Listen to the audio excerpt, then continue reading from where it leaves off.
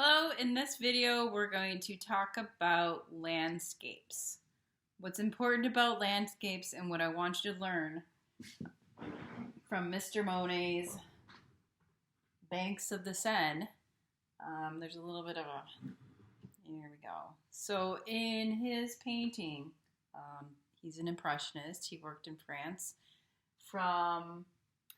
he was born in 1840 and he lived until 1926. And an impressionism wasn't exactly realism, it was more of an impression of what they saw, where his landscape is not completely detailed, but you have the inference or the impression of what you see. The clouds are kind of a gray purple with a little bit of turquoise and some yellow mixed in, and his shrubbery or trees in the background are more of a blue and not exactly a green. And in the foreground, the foliage, the leaves, the bushes, the trees, they have yellow because they're closer. And what that does, there's an illusion going on because the darker colors are in the background that makes it seem farther away, and the lighter colors are in the foreground, which makes that seem closer. So if you can see that a little bit. So he plays with color a lot, and shadow, and the way the sun is supposed to hit or the light source. So in this painting, which I want us to understand is the sky and the sky line or the horizon line, which is where the land hits the ground. The land hits the sky. So the dividing line between the sky and the ground.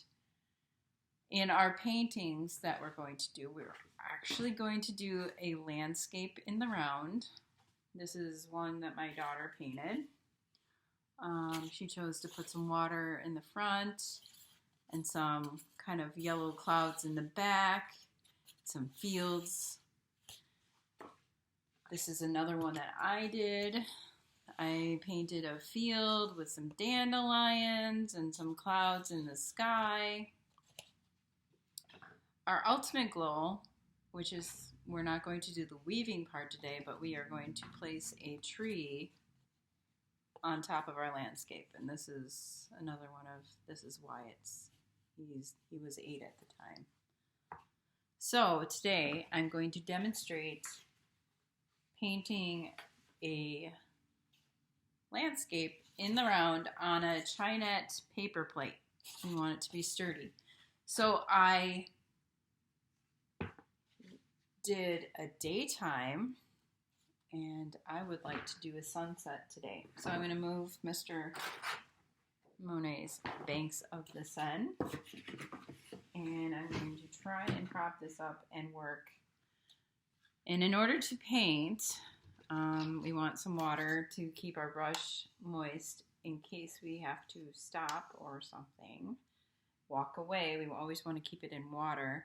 Don't want to leave it there for a long period of time, but we also don't want our brush to dry out. And I have a plate of colors, which I'm missing the darker color that I wanted. But these are all my sunset colors that I chose, and I didn't put a ton on my plate. Also have some paper towel in case there are accidents. So in painting, I want to paint my skyline first, or the sky that I think. So I would like to put purple at the top, and I'm going to mix all of this color together.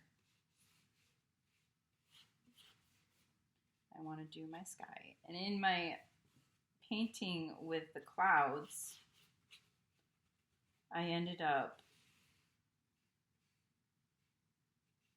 doing the half, leaving the line straight to the horizon line. And I'm going to do the same here. I want pink next. I'm going to mix those two because I do want mixing going on. In my landscape with the clouds, I should put that in back. I painted that with acrylic paint. The landscape with the I'm painting with the sunset is going to be unable to keep it up. Landscape with the sunset is with tempera. If you have watercolor at home and would like, or any other material, color media, you can use that too. You can use marker, you can use crayon. Whatever you have to make your landscape is just fine. But the first part of our project is to recognize and to decorate our plate with a landscape. And I really want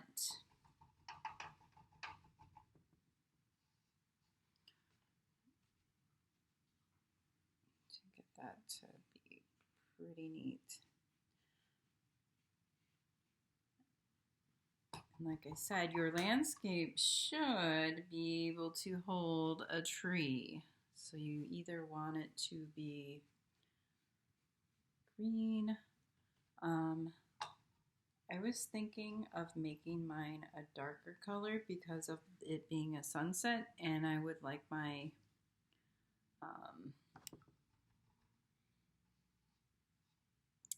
tree to be dark as the sun is setting, kind of a silhouette of a tree. So I have too much water in there. And I do want to grab some darker color. So this is the beginning of my sunset. And I'm kind of okay with that. I like the way it looks. I might add a little bit more purple to the top so it gets darker. I'm going to grab my dark color that I'd like for the bottom of my painting.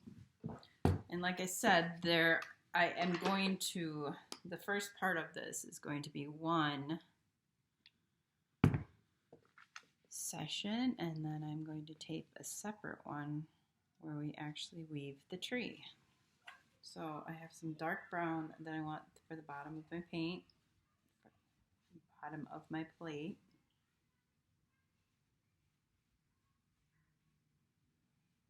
Feel free to make yours really green and sunny. I wanted to try something a little bit different. And I'm going to have to layer this dark brown. I might even use black. I think I'm going to do that. Also, again, I just want you to feel comfortable experimenting with what you would like to try and make.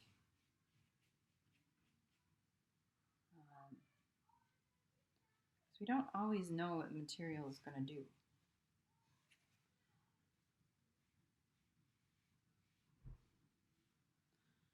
And tempera works differently than acrylic. Watercolor works differently than tempera. And markers are even more different. You could even add water if you use marker to make it look like paint, but it will bleed much like watercolor. So you can try a bunch of different effects. And so ultimately, I would like you to cover your plate so there's some sort of landscape going on. We'll do a happy, cloudy, sunny day, or I'm going to do a sunset. So I hope you have fun making your landscape in the round. Make sure you wash your brushes out when you're done, and I'll see you for the next part.